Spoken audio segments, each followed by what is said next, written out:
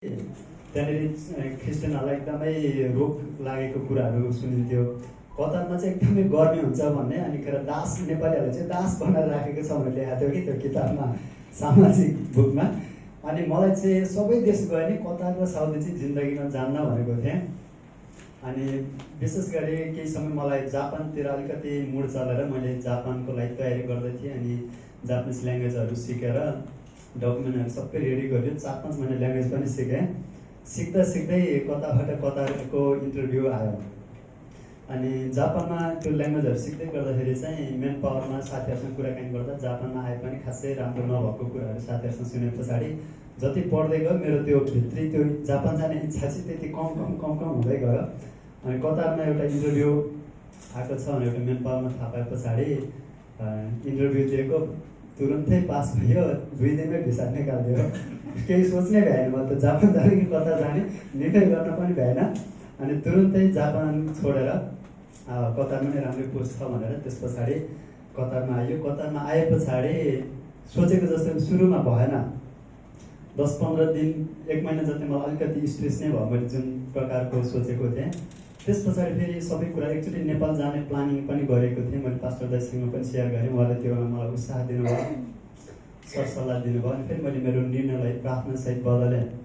अनि 2-3 महिना पछाडि मेरो सबै बिग्रेका ती सिचुएसनहरू प्रभुले एकदमै सुल्झाइदिनु भयो। एकदमै राम्रो भयो है, प्रभुलाई महिमा होस्। त्यस पछाडि आज 5 वर्ष भयो, 5 दिन कटेको जस्तो भयो। 5 वर्ष बितेको, 5 वर्ष जस्तो भयो। मैले मेरो परिवारले प्रभुलाई सानै उमेरदेखि पाएको। आजभन्दा 27 वर्ष अगाडि म जन्मेको 2 वर्ष मात्र भएको थिएँ।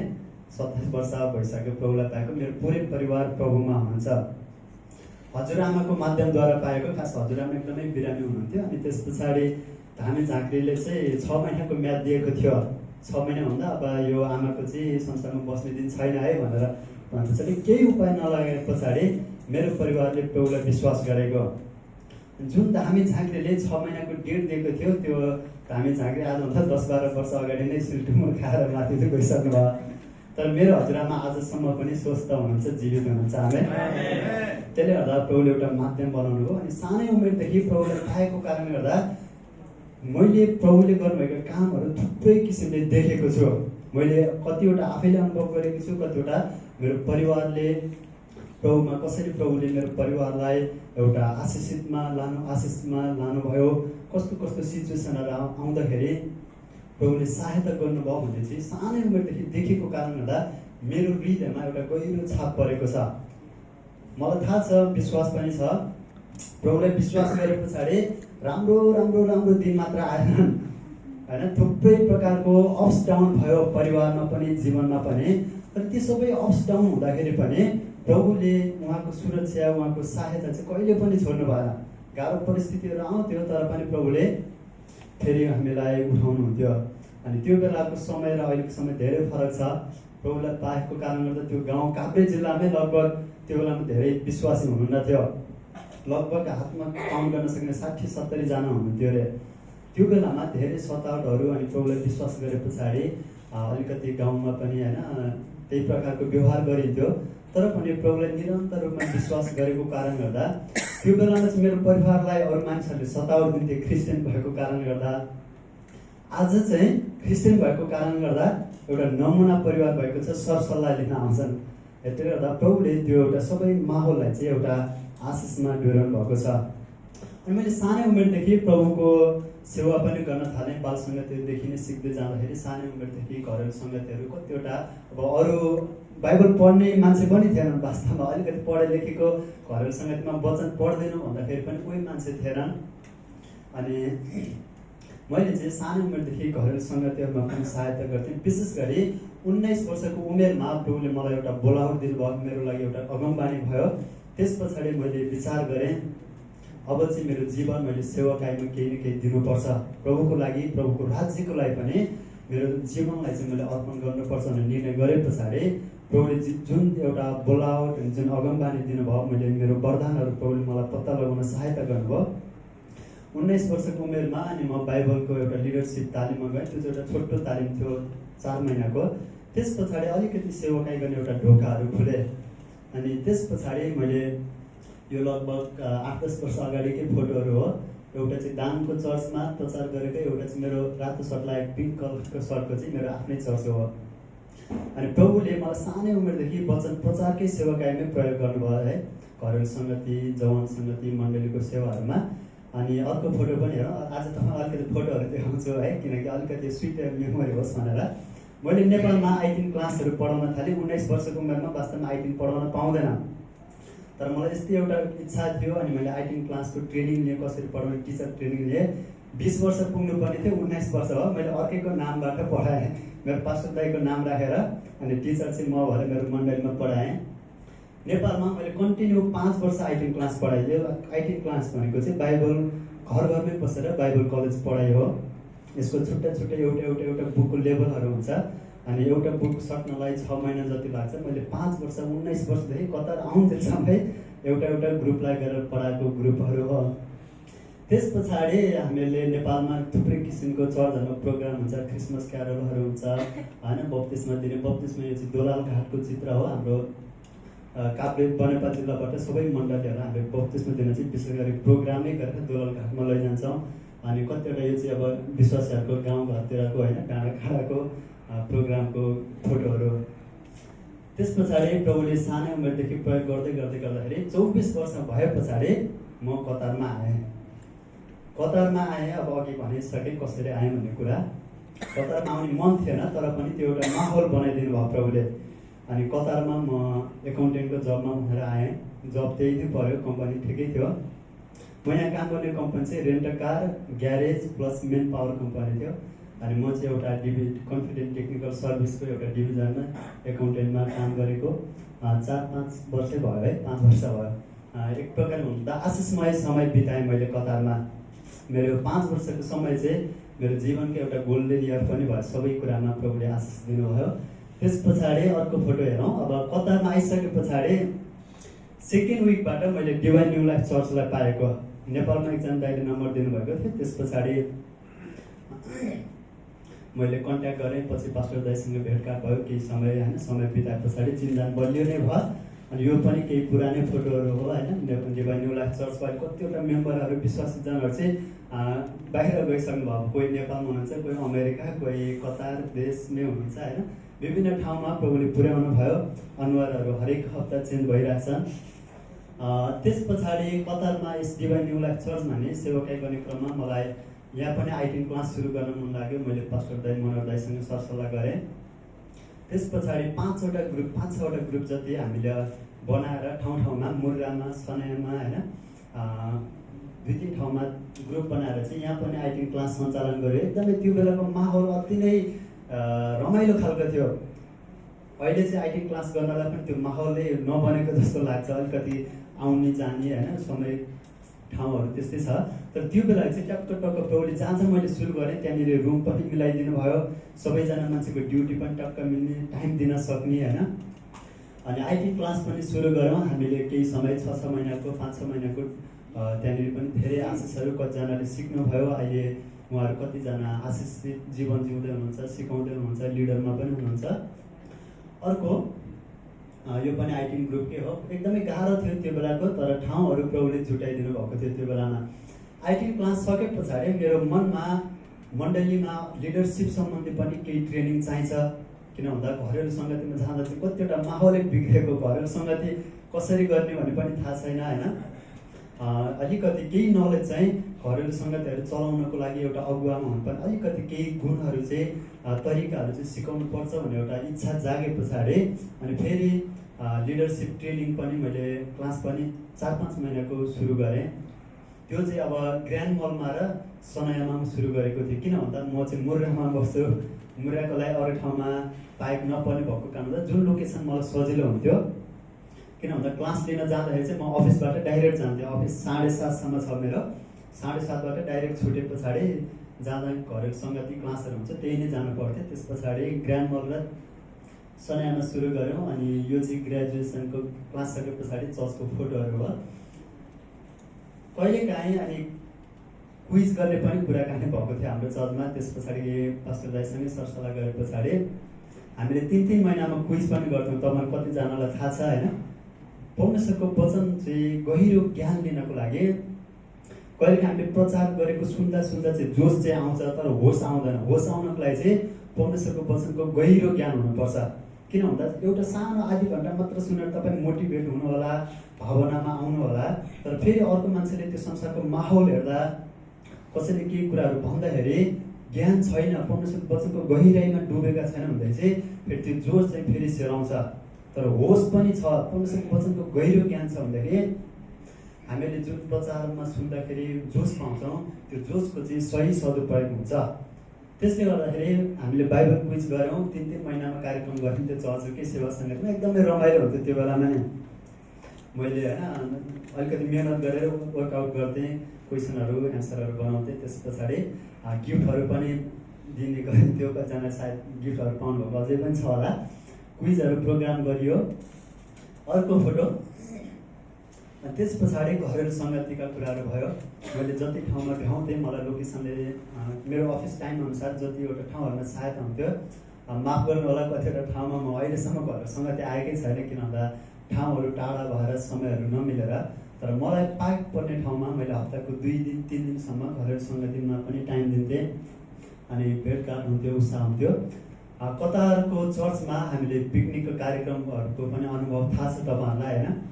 लगभग धेरै वर्षको एकचोटि हुन्थ्यो स्पोर्ट डेमा, त्यो पनि कति पर्खाइ गरेर एक्साइटेड भएर हामीहरू जान्थ्यौँ।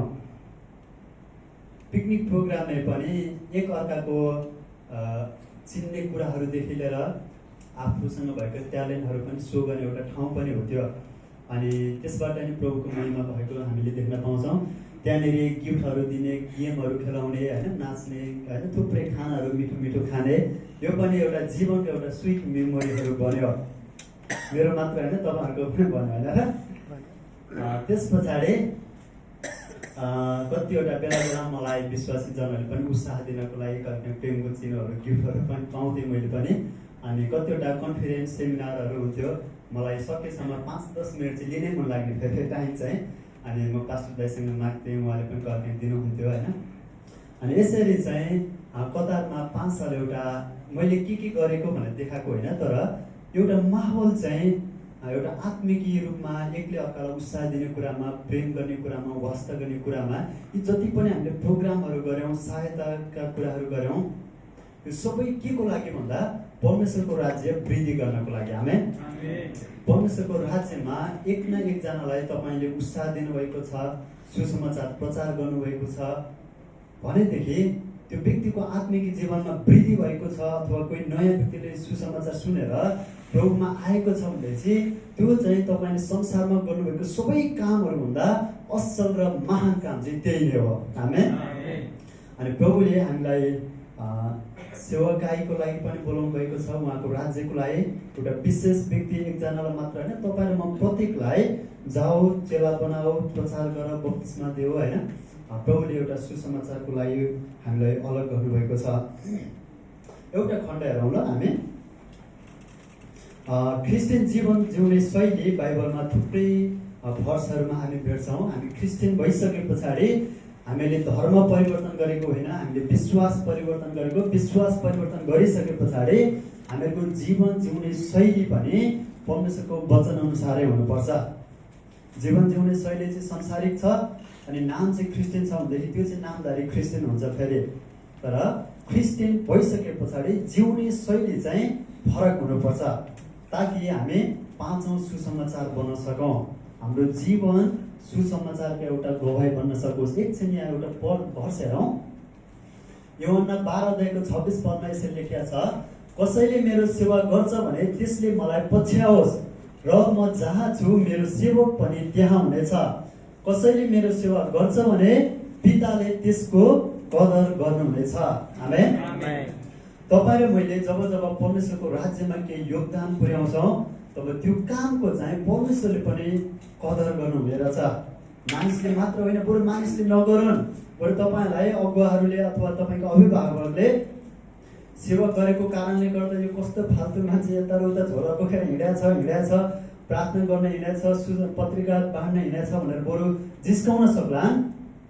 तर परमेश्वरले चाहिँ कदर गर्नुहुन्छ। अनि मानिसले कदर गर्नुहुँदा परमेश्वरले कदर गरेको चाहिँ त्यसपछि नाप जोखा नै छैन, एकदमै ठुलो महत्त्वपूर्ण काम गरेका हुन्छौँ। पहिलो थेसलोनिकी 5 अध्यायको 11 देखि 25 पदसम्म म पढ्नेछु। यहाँनिर पावलले चाहिँ क्रिस्चियन जीवन कसरी जिउने भनेर लेखेका छन्। विशेष गरी आज यो अन्तिम समयमा कहिलेकाहीँ महत्त्वपूर्ण कुरा पनि हुन्छ। तपाईँ मेरो भविष्यमा भेट होला नहोला प्रभुको योजनामा राखिदिउँ होइन, तर पनि तपाईँ म जुन जुन ठाउँमा जान्छौँ, जे काम गर्छौँ, ती सबै कुरालाई छोडेर पनि हामीले प्रभुलाई पाएको कारणले गर्दा आउने दिनहरूमा हाम्रो जीवनशैली कसरी जिउने, हामीहरू कसरी आफ्नो जीवनलाई अगाडि बढाउने भन्ने कुरामा यहाँनिर पावलले एकदमै सरल भाषामा बुझ्ने गरी यहाँनिर लेख्नु भएको छ। हामी पढ्नेछौँ पहिलो थेसलोनिकी 5 अध्यायको 11 देखि 25 पद। यसकारण एउटाले अर्कालाई प्रोत्साहन देऊ र एउटाले अर्कालाई दरिलो पार्ने काम गर, जस्तो तिमीहरू गर्दै पनि छौ। तर भाइ हो, हामी तिमीहरूलाई आग्रहपूर्वक बिन्ती गर्दछौँ कि तिमीहरूका माझमा परिश्रम गर्नेहरू जो प्रभुमा अगुवाहरू हुन् र तिमीहरूलाई चेतावनी दिन्छन् तिनको आदर गर। तर तिनीहरूका कामको खातिर तिनीहरूलाई प्रेम साथ अति उच्च आदर गर, तिमीहरू आपसमा मेलमिलापमा बस। भाइ हो, हामी तिमीहरूलाई अर्थे दिन्छौँ कि अल्छीहरूलाई चेतावनी दियो, हरेस खानेहरूलाई दिलासा दियो, कमजोरीहरूलाई मद्दत गर, ती सबैसँग सहनशीलता देखाओ। याद राख, कसैले खराबीको बदलामा खराबी नगरोस्, तर एउटाले अर्को र सबैसँग सधैँ भलाइ गर्ने चेष्टा गर। सधैँ आनन्दित रहो, निरन्तर प्रार्थना गरिरहो, सबै परिस्थितिमा धन्यवाद देऊ, किनकि ख्रीष्ट येशूमा तिमीहरूका लागि परमेश्वरको इच्छा यही हो। पवित्र आत्मालाई ननिभाऊ, अगमबानीलाई तुच्छ नठान, सबै कुराको जाँच गर, जुन कुरा असल छ त्यसैमा दृढ रहो। सबै किसिमका खराबीबाट अलग बस, शान्तिका परमेश्वर आफैले सम्पूर्ण रूपले तिमीहरूलाई चोखा तुल्याउन् र तिमीहरूका समस्त आत्मा, प्राण र शरीर हाम्रा प्रभु येशू ख्रीष्टको आगमनमा निष्कलङ्क रहन्। तिमीहरूलाई बोलाउन हुने विश्वासयोग्य हुनुहुन्छ, उहाँले नै यो गर्नु नै हुनेछ। भाइ हो, हाम्रा निम्ति प्रार्थना गर। आमेन। हेर्नु त, मैले वास्तवमा यसलाई व्याख्या गर्नु पनि पर्दैन, हामीले पढ्दा नै सरसर्ती बुझ्ने कुराहरू छ। एकले अर्कालाई प्रोत्साहन देहो भनेको छ। प्रोत्साहन दिने कुरा चाहिँ संसारमा भएको कामहरू मध्ये यो पनि कहिले पनि नबिर्सिने काम हो। तपाईँले कसैलाई 1000 रियाल दिनु होला, 2-4 महिनामा उसले बिर्सन्छ। तपाईँले कसैलाई केही सपोर्ट गर्नुभयो, सहायता गर्नुभयो, तर गुणलाई मानिसहरूले बिर्सिन सक्लान्। तर उत्साह दिने कुरा, निराशा भएको बेलामा आशा दिने कुराले चाहिँ मानिसलाई बचाउने काम गर्छ। सुसाइड गर्न लागेको डिसिजन गर्ने मान्छेलाई यदि तपाईँले पोजिटिभ भएर आशा देखाइदिनु भयो भनेदेखि उसले निर्णय चेन्ज गर्छ। निर्णय चेन्ज गरे पछाडि उसको जीवन फेरि एउटा नयाँ मोड लिन्छ। अनि क्रिस्चियनहरूको जीवनमा पनि एकले अर्कोलाई उत्साह दिने काम चाहिँ एकदमै महत्त्वपूर्ण छ।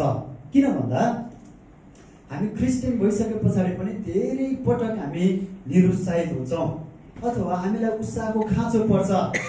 तपाईँहरू जुनसुकै ठाउँमा काम गर्नुहोस्, जुनसुकै उमेरको हुनुहोस्, सबैजनालाई कुनै न कुनै समय उत्साहको खाँचो हुन्छ। अनि धेरै पटक यदि हामीलाई वचनको गहिरो ज्ञान छैन भनेदेखि उत्साह चाहिने मान्छेलाई हामी निरुत्साहित बनाइदिन्छौँ, झन् उल्टै तर्साइदिन्छौँ हामी। लु अब त बर्बाद भयो, खत्तम भयो होइन। तर हाम्रो मुखबाट जहिले पनि परमेश्वरको वचनद्वारा उत्साह निस्कनु पर्छ।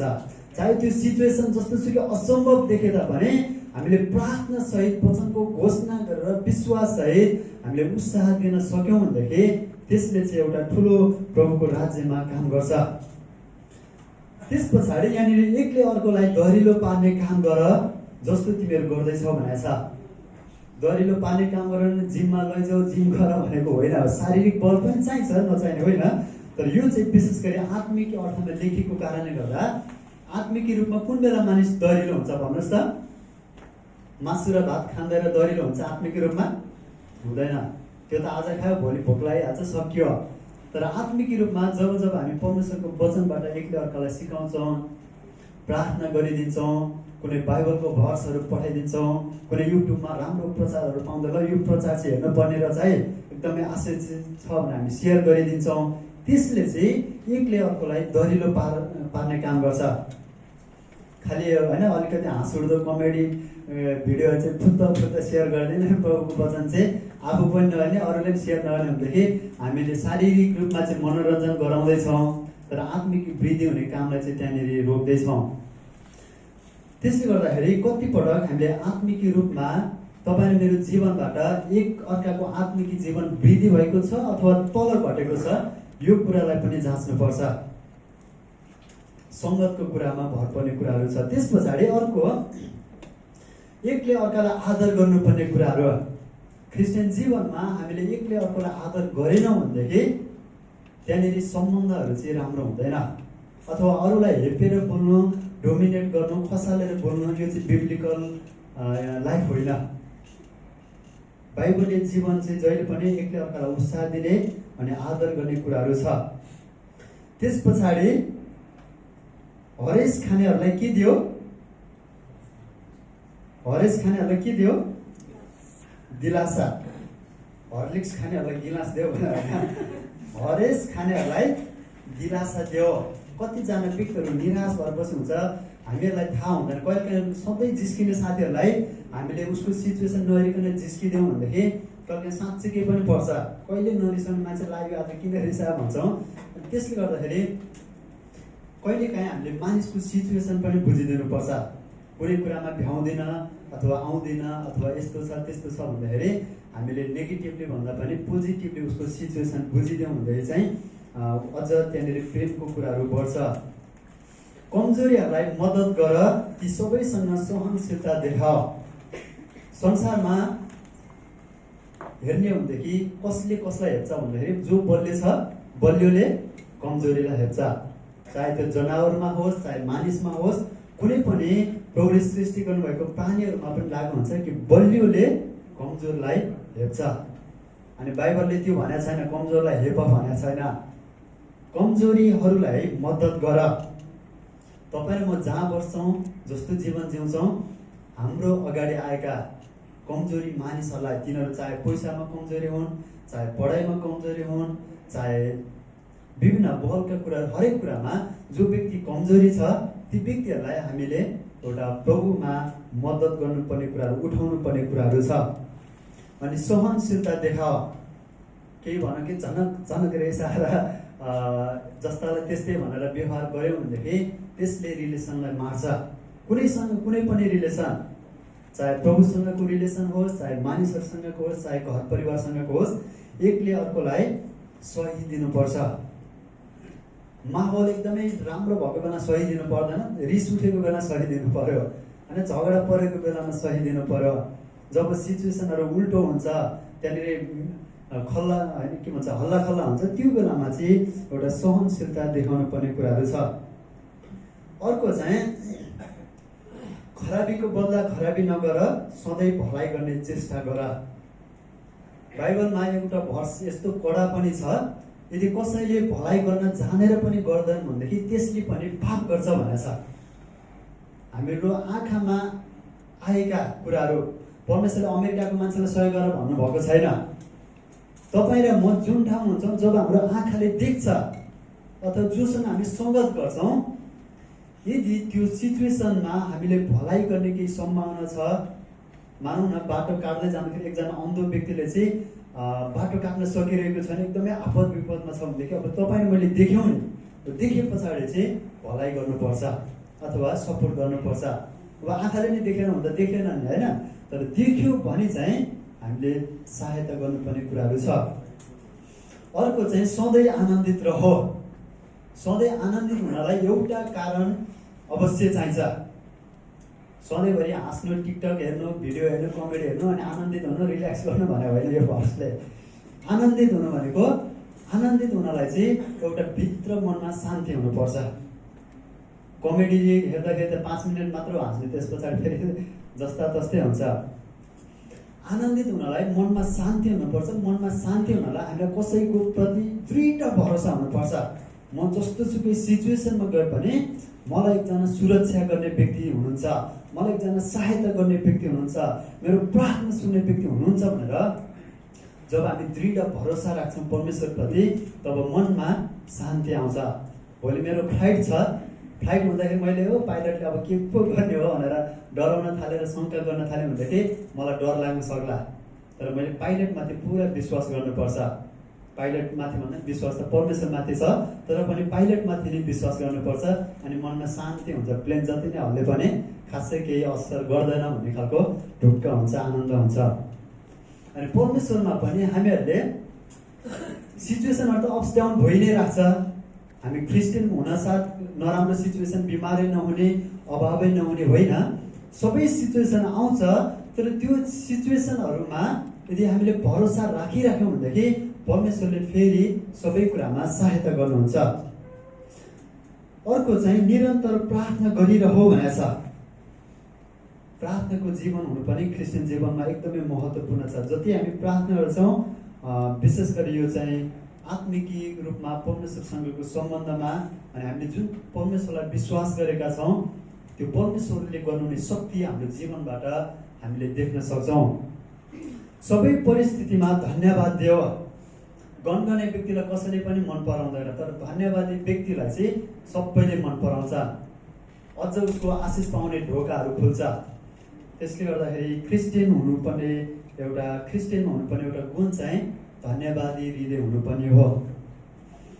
थुप्रै छ, एउटा दुईटा हेरौँ अझै। पवित्र आत्मालाई ननिभाऊ। यदि हामी असल क्रिस्चियन भएर शक्तिशाली क्रिस्चियन भइराख्न चाहन्छौँ, जागृतिमा आइराख्न चाहन्छौँ भनेदेखि पवित्र आत्मालाई हामीले हाम्रो जीवनमा निभ्न दिनु हुँदैन। बत्तीलाई निभ्न नदिएसम्म उज्यालो हुन्छ, बत्ती निभ्यो भने अँध्यारो हुन्छ। क्रिस्चियन जीवन पनि पवित्र आत्मा तपाईँ ममा हुनुहुन्छ, उहाँले हामीलाई अगुवाई गरिराख्नु भएको छ, अभिषेक गरिराख्नु भएको छ भने हाम्रो क्रिस्चियन जीवन उज्यालो हुन्छ, क्रिस्चियन जीवन शक्तिशाली हुन्छ, क्रिस्चियन जीवन आशिषमय हुन्छ। क्रिस्चियन जीवनमा चाहिँ थुप्रै आशिषका ढोकाहरू खुल्छ। तर पवित्र आत्मा नै हुनुहुन्न भनेदेखि, उहाँको अभिषेक, उहाँको बास हामीभित्र छैन भनेदेखि हामी पटक पटक दुखित हुन्छौँ, पटक पटक हामी निराश हुन्छौँ, पटक पटक हामी एक्लोपनको अनुभव गर्छौँ। परमेश्वरसँगको सम्बन्ध नै कता हो कता टाढा भएको जस्तो अनुभव गर्छौँ। तर पवित्र आत्मालाई हाम्रो जीवनमा जागृतिमा एउटा उहाँलाई काम गर्न दियौँ भनेदेखि क्रिस्चियन जीवन चाहिँ आशिषमय हामीले अनुभव गर्छौँ। अनि थुप्रै कुराहरू छ। अगमबानीलाई तुच्छ नठान भनेको छ। परमेश्वरको जब हामी अगमबानी, वचनहरू, प्रतिज्ञाहरू सुन्छौँ, ती कुरालाई विश्वास गरेर हाम्रो जीवनलाई चाहिँ अगाडि बढाउनु पर्ने कुराहरू छ। अनि विश्वासमा स्थिर भइराख्ने कुराहरू, अनि एकले अर्कालाई विश्वासयोग्य हुने कुराहरू यहाँनिर पावलले थुप्रै कुराहरू लेख्नु भएको छ। साथै एकले अर्कालाई प्रार्थना गर्ने कुरा एकदमै इम्पोर्टेन्ट छ। हामी नेपाल गए पछाडि कतिजनासँग भेटै हुँदैन, अथवा तपाईँहरूसँग कुनै न कुनै समय होला, तर भेट्ने एउटै माध्यम छ फेसबुक होइन। फेसबुकले हाम्रो समस्याको समाधान गर्दैन। सेकुलरको जस्तो होइन, एउटा फर्मालिटी पुरा गर्नलाई हामी के कस्तो छ कुरा गर्न सक्छौँ। तर आत्मिक वृद्धि गराउने काममा चाहिँ प्रार्थना नै हो माध्यम। हामी प्रार्थना जब हामी गरिदिन्छौँ, तपाईँले मेरो लागि प्रार्थना गरिदिनुहुन्छ, मलाई थाहा नहोला, तर तपाईँको प्रार्थनाले मेरो जीवनमा आशिषहरू आइरहेको हुन्छ। तपाईँले मेसेजमा, फेसबुक मेसेजमा जयमसी भाइ के छ भनेर सोध्नु होला, मैले सन्चै छु भन्नु होला, त्यो फर्मालिटी मात्र भयो। त्यसले मेरो जीवनमा केही आशिष ल्याउँदैन, उत्साह मिल्ला। तर प्रार्थना गर्छौँ भने चाहिँ यसले काम गर्न थाल्छ, अदृश्य रूपमा काम गर्न थाल्छ। त्यसले गर्दा हामीले एक्लै अर्कालाई नभेटे तापनि प्रार्थनामा उचाल्ने कुरा एकदमै महत्त्वपूर्ण छ। एउटा बाइबल भर्स अर्को पनि यस्तै छ, मलाई पढ्न मन लाग्यो। रोमी 12 अध्यायको 9 देखि 21 पद पढौँ ल। यो पनि एकदमै सिम्पल छ, पावलले नै लेखेको कुराहरू छ यहाँनिर। प्रेम निष्कपट होस्, जुन कुरा खराब छ त्यसलाई घृणा गर, जुन कुरा असल छ त्यसमा लागिरह। भातृप्रेमसँग एकअर्कालाई प्रेम गर, आफूलाई भन्दा बढी अरूलाई आदर गर। जोसमा पछि नहट, पवित्र आत्मालाई प्रज्वलित हो, पवित्र आत्मामा प्रज्वलित हो, प्रभुको सेवा गर्दै रहो।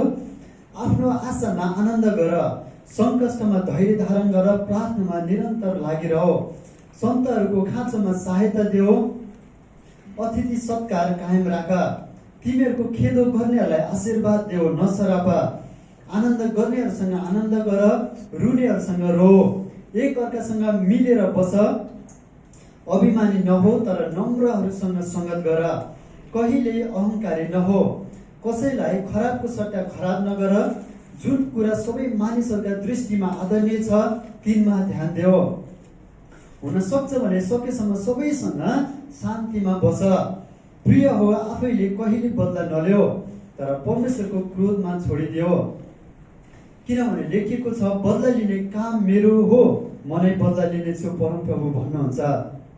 बरु तिम्रो शत्रु भोकाएको छ भने त्यसलाई खुवाओ, त्यो तिर्खाएको छ भने त्यसलाई पानी दियो, त्यसो गर्नाले तिमीले त्यसको टाउकोमा आगोको भुङ्ग्रो थुपार्नेछौ।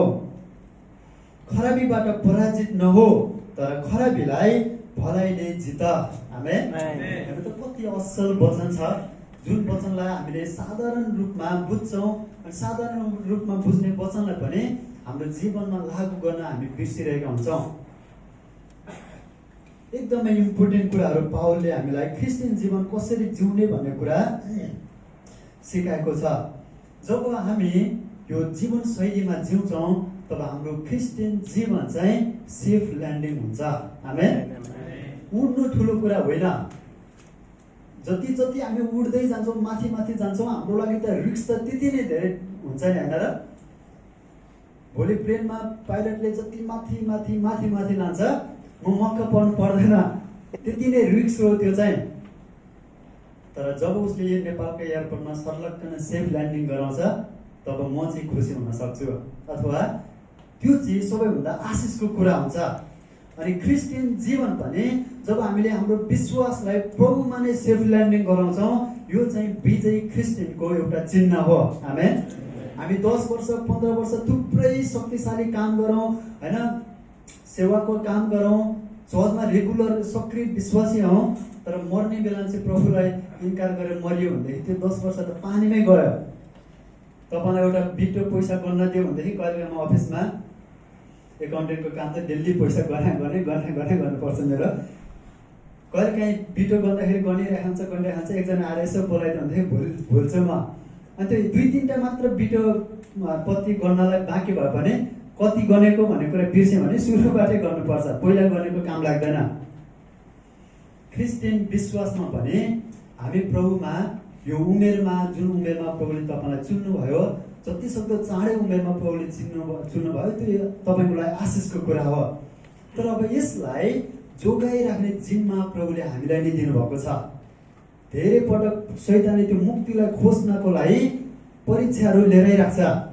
ड्रग्स खाने व्यक्तिलाई, पाप गरिराख्ने व्यक्तिलाई शैतानले परीक्षा लिएर पर्दैन, ऊ अलरेडी परीक्षामा छ, ऊ अलरेडी नरकको भागीदार छ। धेरै पटक हामी सोच्छौँ पाप गर्ने व्यक्तिले केही दण्डै आएन अथवा केही परीक्षा नै आउँदैन, यसलाई त उसले किन परीक्षा आउनु पर्यो, ऊ अलरेडी परीक्षाको घेराभित्र छ, शैतान उसलाई दुःख दिन आवश्यकै छैन, नरकको भागीदार भइसक्यो। तर तपाईँ र म प्रभुलाई पाएको कारणले गर्दा, शैतानको राज्यबाट हामी प्रभुको राज्यमा आएको कारणले गर्दा शैतानको टार्गेट चाहिँ संसारको मान्छे होइन, शैतानको टार्गेट भनेको क्रिस्चियनहरू नै हो, प्रभुलाई विश्वास गर्ने छोराछोरी नै हो। अनि जीवनमा हामीले गरेको विश्वासलाई यी सिचुएसनहरूमा, परिस्थितिहरूमा एकदमै जोगाउनु पर्ने खाँचो छ। सजिलै हाम्रो विश्वासलाई एउटा तान्दिने, हामीलाई परीक्षामा पार्ने कुराहरू संसारमा थुप्रै कुराहरू छ। अनि म तपाईँलाई यो उत्साह दिन चाहन्छु, आउने दिनहरूमा मैले बाँडेका वचनहरू सबै बिर्सिदिनुहोस्, तर यो वचनलाई आज याद गर्नुभयो, आफ्नो विश्वासलाई जीवनभरि एउटा जोगाइराख्ने निर्णय गर्नु भने चाहिँ त्यसले हाम्रो मेलमिलाप भेटघाट चाहिँ स्वर्गमा चाहिँ पक्का गराउँछ। हामी स्वर्गमा पक्का गराउँछ। अनि स्वर्गमा भेटघाट हुनु भनेको क्षणिकको लागि होइन, कताको लागि 5 वर्षको लागि रहेछ भेटघाट, तर स्वर्गमा भेटघाट भयो भने त्यो अनन्तको लागि हो। प्रभुलाई महिमा होस्। एउटा बाइबल भर्स पढौँ, त्यस के छ यस पछाडि दोस्रो तिमोथी 4:7-8 पावलले यसरी भनेका छन्, मैले उत्तम लडाई लडेको छु, मैले दौड सिद्ध्याएको छु, मैले विश्वासलाई बचाइराखेको छु। अब उपरान्त मेरो निम्ति धार्मिकताको मुकुट राखिएको छ, जो धार्मिकताका न्यायाधीश प्रभुले त्यस दिन मलाई दिनुहुनेछ र मलाई मात्र होइन तर उहाँको पुनरागमन प्रिय मान्यहरू सबैलाई दिनुहुनेछ। आमेन। पावलले यो जीवनको अन्तिम समयमा भनेको, एकदमै बुढेसकालमा जेलमा मर्ने बेलामा उनले के भन्दैछ, मैले उत्तम लडाई लडे, मैले चाहिँ दौड सिद्ध्याएँ, मैले चाहिँ मेरो विश्वासलाई बचाइराखेको छु। अनि आज यही कुरा, यही वचन पावलले मात्र होइन, तपाईँ र मैले पनि हाम्रो अन्तिम जीवनको अन्तिम श्वासमा भन्न सकौँ। आमेन। प्रभु, मैले मेरो जीवन असल प्रकारले जिएँ, तपाईँको वचनमा रहेर जिएँ, तपाईँले दिनुभएको जिम्मेवारी मैले असल तरिकाले पुरा गर्न सकेँ। तपाईँले मलाई चुन्नुभयो, हजारौँ लाखौँ मानिसबाट चुन्नुभयो, त्यो विश्वासलाई मैले बचाइराखेको छु भनेर तपाईँ र मैले पनि हाम्रो जीवनको अन्तिम श्वासको क्षणमा यो कुरा भन्न सकौँ। यसरी भन्न नपरोस्, प्रभु कस्तो जीवन जिए, मलाई क्षमा गर्नुहोस्, एकदमै पाप गरेँ होइन, त्यो प्रकारले पछुतो जीवन जिउन नपरोस्। यहाँनिर एउटा जोसिलो हो भनेर छैन होइन, जोसिलो मात्र हुँदा चाहिँ कहिलेकाहीँ त्यसले काम बिगार्छ, तर होसिलो भयो भनेदेखि चाहिँ जोस र होस मिसियो भनेदेखि चाहिँ बराबर हुँदाखेरि चाहिँ पक्कै सफलता मिल्छ। कुनै छ बाइबल भर्सहरू र छ त्यही हो नि होइन। ल, विशेष गरी तपाईँहरू सबैजनालाई म हृदयदेखि धन्यवाद दिन चाहन्छु। म केही समय नेपालमै बस्ने विचारले फिनिस जाँदैछु, अनि कतिवटा प्लानिङहरू छ, केही प्लानिङहरू सायद तपाईँहरू पछि थाहा पाउनुहुन्छ होइन। तर हृदयदेखि धन्यवाद दिन चाहन्छु। व्यक्तिगत रूपमा मैले नाम लिन सक्दिनँ, तर तपाईँले दिनुभएको प्रेम, वास्ता, अनि कतिवटा मैले कतिजना व्यक्तिहरूलाई सिकाउँदा उहाँले नम्र भएर